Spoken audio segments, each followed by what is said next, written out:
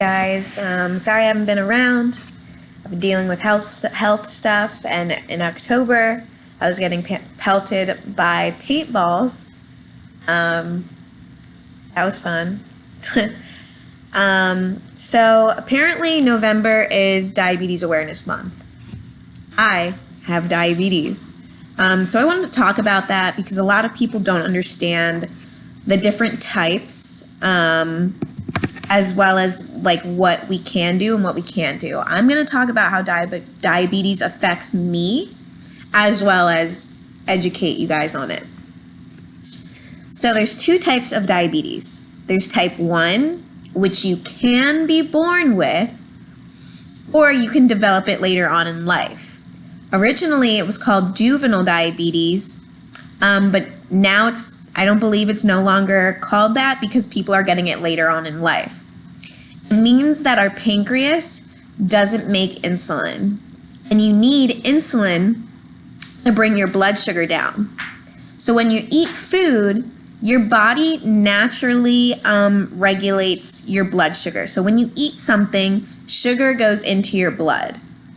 And what regulates that to bring it to a normal level, which is between 80, for me, 80 and 180, your normal people's blood sugar is always around 100. That's like perfect blood sugar. So I have to count carbohydrates, and I have to give myself insulin shots or an insulin pump, which is a device that basically acts like a mechanical pancreas. It's something that I wear 24/7 that gives me insulin 24/7. But when I eat, and I eat a certain amount of carbs, I have a carb ratio. So for every 6 grams of carbohydrates or 9 grams of carbohydrates, I take 1 unit of insulin. People say that diabetes is a manageable disease, and it is to a certain extent. When people say things like that to a diabetic, it's belittling, because even though it's manageable and you can live with this disease, by no means does it mean that this disease is easy. I've been hospitalized several times for my diabetes, because you can go to hypoglycemic shock, which means your blood sugar goes low. And when your blood sugar goes low, there's risks involved. Brain cells start to die, and you can reach a level where you have a seizure, or you can go into a coma. I've had seizures. I was in a coma, not for a long time, just for I don't know how many hours. But yeah, so that's hypoglycemia. So hypo is low, and then hyper is high blood sugar. So when we eat, or if we get sick, our blood sugar goes high.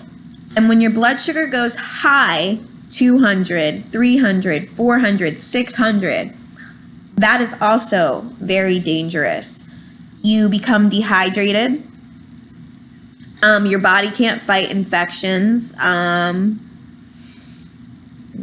else? You need a lot of insulin. You have to stay super, super hydrated.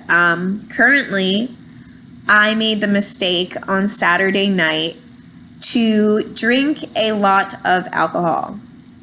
Alcohol and diabetes do not mix well. I'm still suffering from drinking on Saturday night.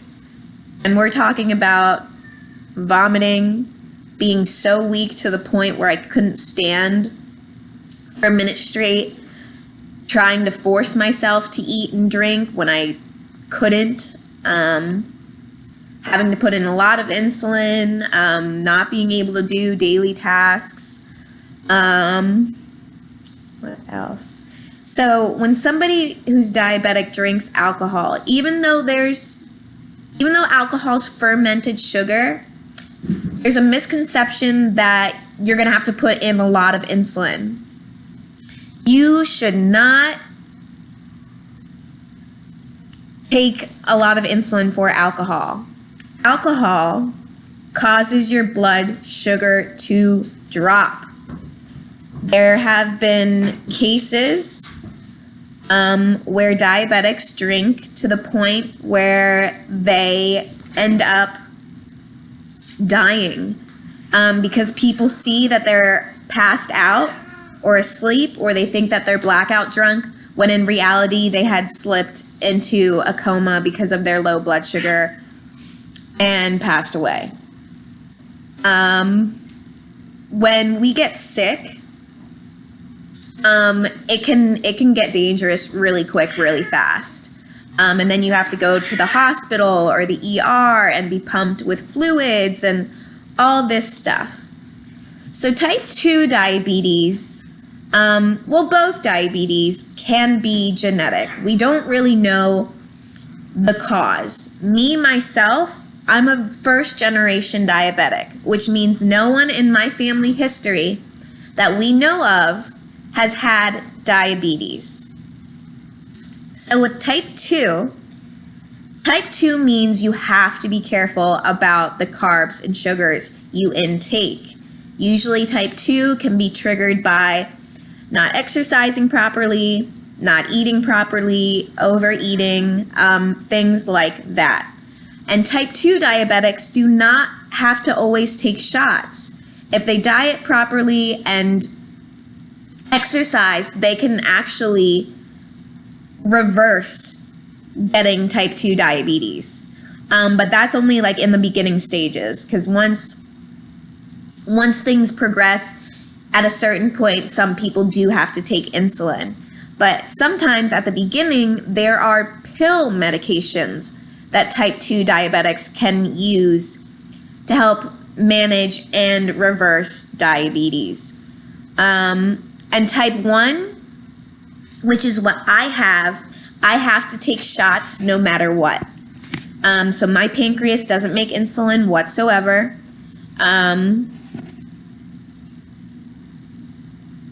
I don't know why I just lost my train of thought. And both diabetics have to check their blood sugars. So we have to do something that's called a finger prick.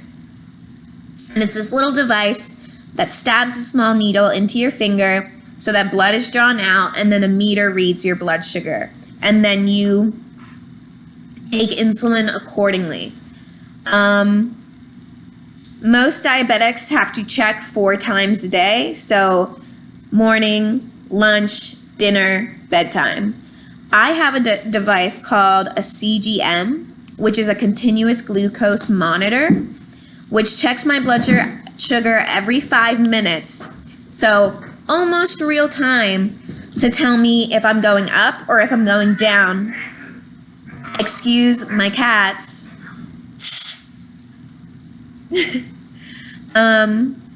And lets me know what's happening before things could get bad. So an alarm goes off if I'm sleeping and my blood sugar is going low or high, or it goes off during the day. It can throw people off. It is a very loud alarm. Mine's connected to my phone, but they also come with a device that can read the blood sugars as well, and it's done via Bluetooth. So I have 2 devices attached to me. And this doesn't work for everyone. I used to take shots. There's something called long-lasting insulin, which is insulin that stays in your body in the background. So it gives you small doses of insulin 24/7.